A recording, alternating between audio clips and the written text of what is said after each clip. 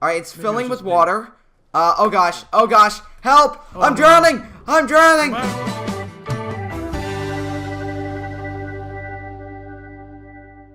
Hey guys, welcome back to another video, and in today's video, we're back in Roblox Britannic, and today, we're joined by Lyric, the exterior modeler for Roblox Britannic. So yeah guys, let's get into the video. Alright Lyric, here we are on board the HMHS Britannic. We're gonna go ahead, we'll make our way to the bridge, and I've got a few questions for you regarding Roblox Britannic, so yeah. Alright, so let's go ahead and start with this model. What were you really responsible with when it came to the 2.0 model?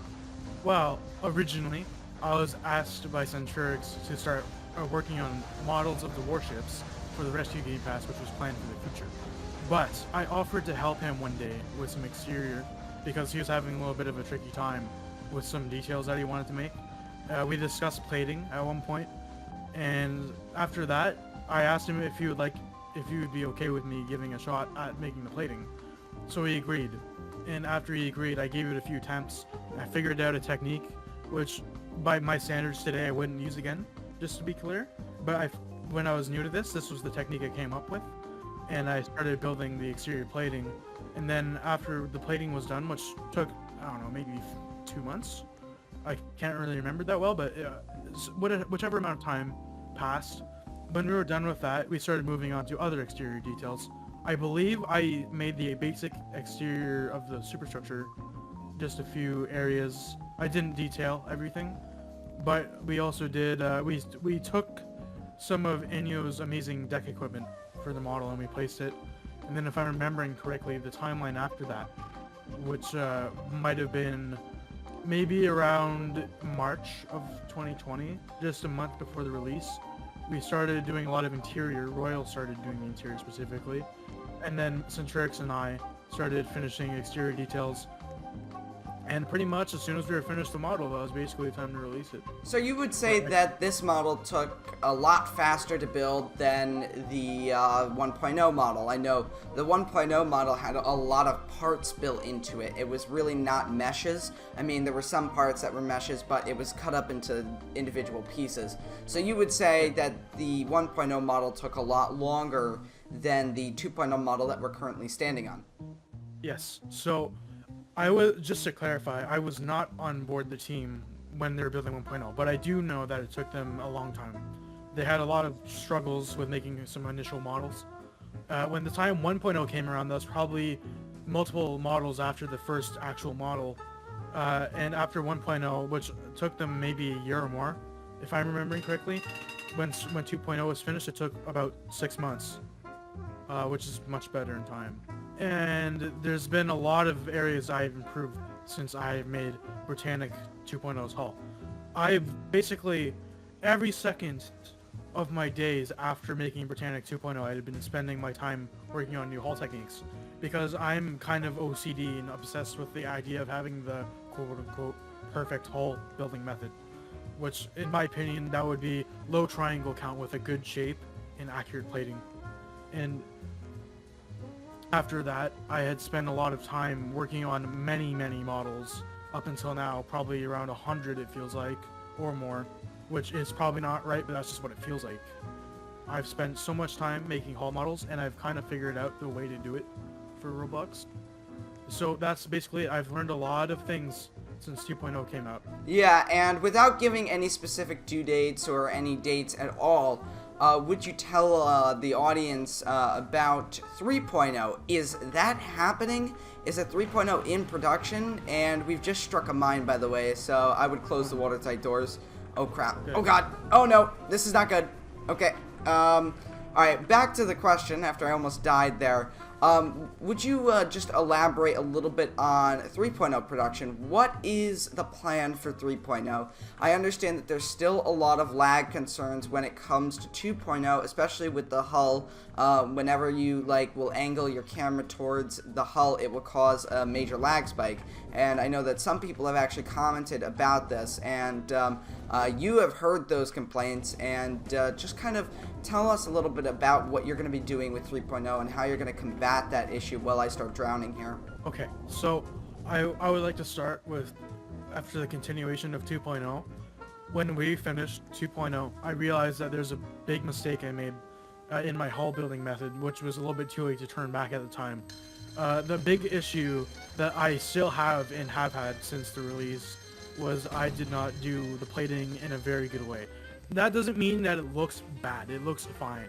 But there's a difference between it looking good and a difference between how efficient the model performs due to the reasons of my building. So when we built 2.0's hull, I had Centurix make a base hull mesh, which has no plating, and I stuck plates on it with Blender's tools. I believe I did shrink wrap and subdivision surface. This is a lot of triangles. When I was finished the hull, it was about 250,000 triangles. That is a lot of triangle hull logs to process. So I've since experimented with not doing any of those things. I've not done any subdivision. I've not done any base meshes. I've kind of integrated the base mesh with the plating in the way I've built the hulls since then. And I could say with a lot of confidence that it would be well under 100,000 triangles. Alright, so yeah, that's pretty cool that you're actually seeing better hulls being produced that are still looking nice, but at the same time are really easy on a lower end computer or lower end connection. Exactly. Yeah, that's really nice. That's really nice because it allows for more players to join and experience these models as they're syncing. So yeah, very, very cool. And I've also expanded upon multiple fields of 3D modeling besides hard surface modeling. I've done a lot of texturing and animating, which means that Britannic could, and it's planned, but it's still not for sure set in stone. But I'm planning on having some painted details with textures, like I'm having... Like rust and whatnot on the hull? I'm having ideas of rust dripping from portholes, dirt along the coal outrigs, and or whatever they're called, the coal chutes. And I've had plans to make the hull look dirty with texturing. Yeah, make it look more realistic, because if you look in game right now, you can see that this hull is completely cleaned. It looks freshly painted. You may notice that the actual crosses are orange, and I do have an answer for that, and that's because red crosses are not allowed in video games. The Red Cross Foundation has actually banned the red crosses in video games. They will actually go out, seek out games that have the red crosses, and tell them that they have to be removed because it's, I think it has to do with a legal issue, or it could be because it's offending in some way what they do. So I'm not exactly sure. I will have to brush up on my knowledge regarding that. It is just a little slight problem that we do have to deal with, especially with the hospital ship.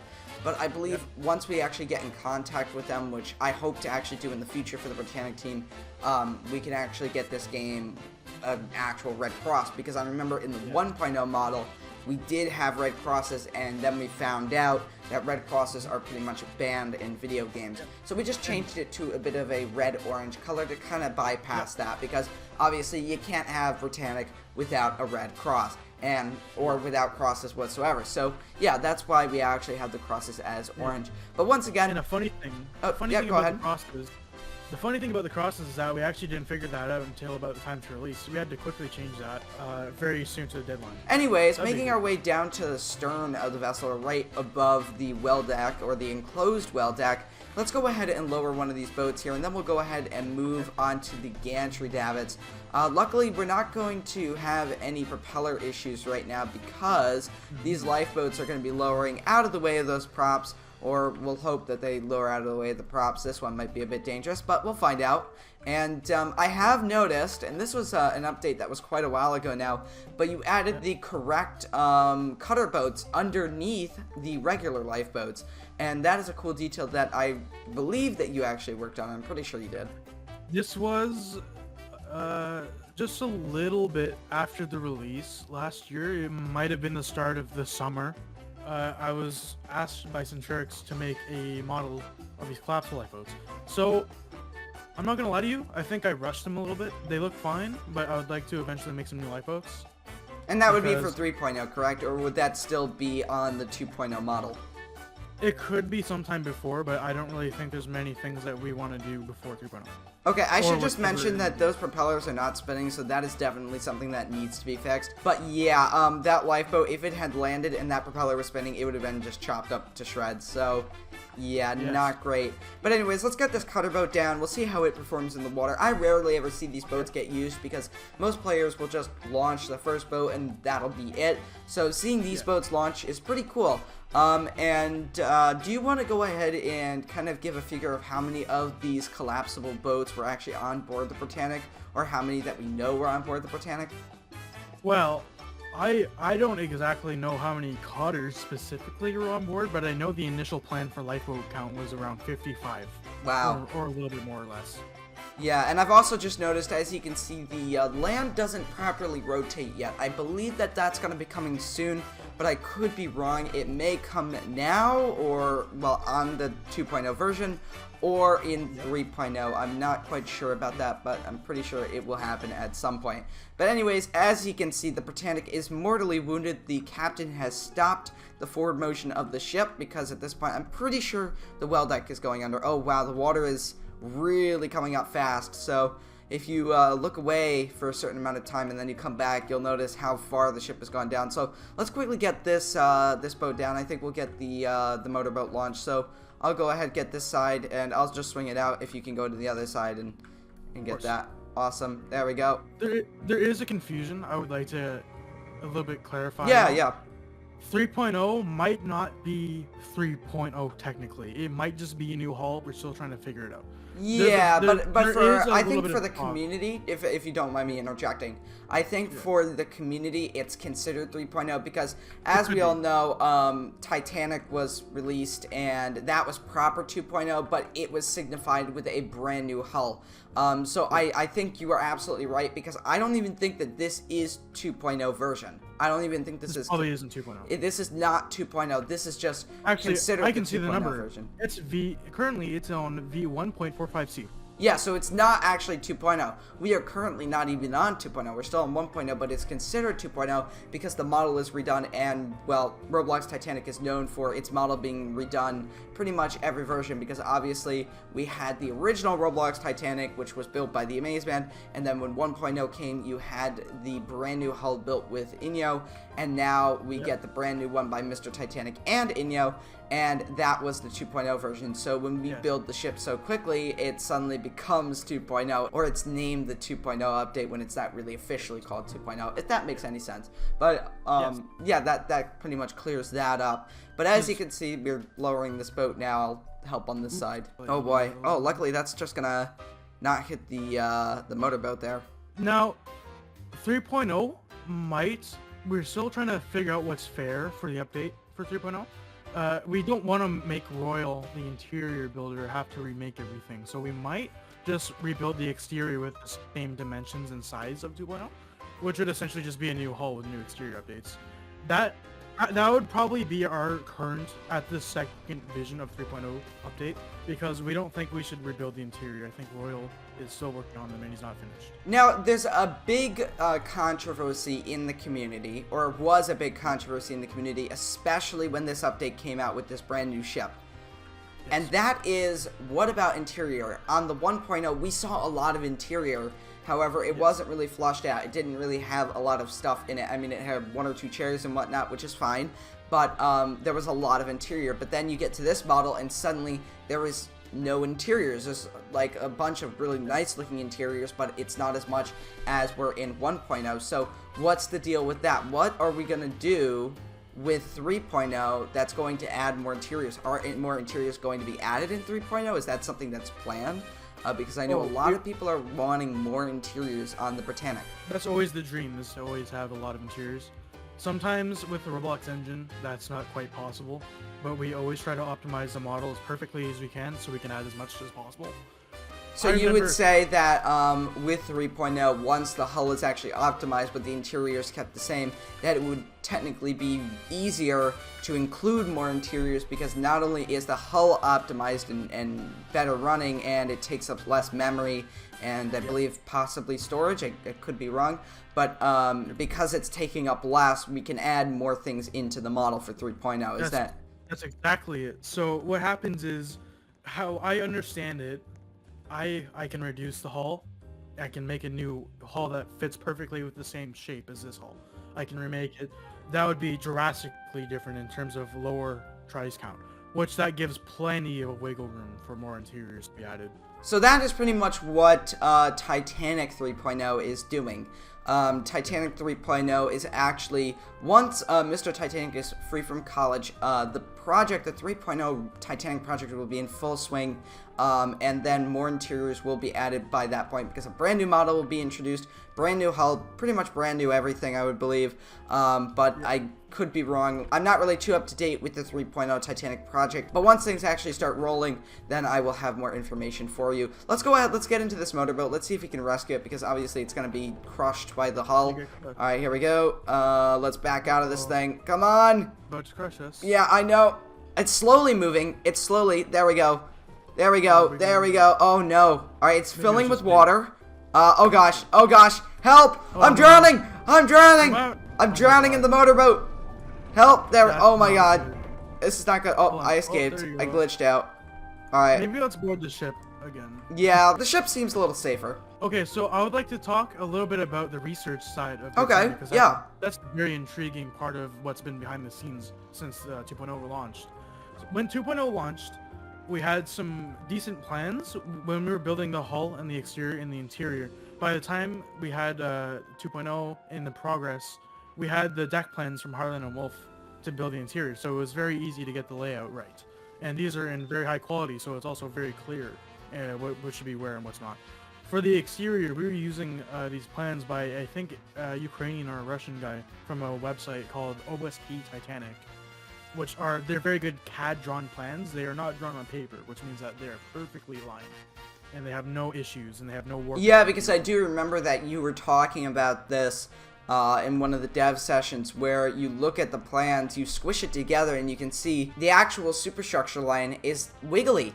It's not actually perfectly smooth like it should be, like it was, well, not exactly how it was on the real ship, because obviously when you build things, things are going to warp slightly, but it's pretty much practically smooth.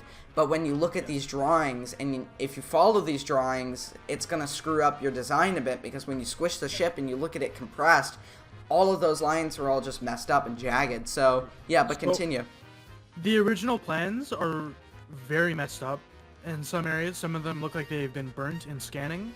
Some of them look like they have spilled contents on them. And some of them are very not straight. Some of them are very misaligned when they were scanned. Now, the good thing about that is we actually don't have to worry about that anymore, because there is a way to edit the plans within Blender, the 3D modeling software we use, so that they can be perfectly not wiggly and not deformed. It's called UV editing. You can import the image as an actual plane, like a flat object, and you can cut lines into it and flatten out the areas yourself without having any issues. It's basically like dragging a model that has a texture and dragging the vertices around to fix something.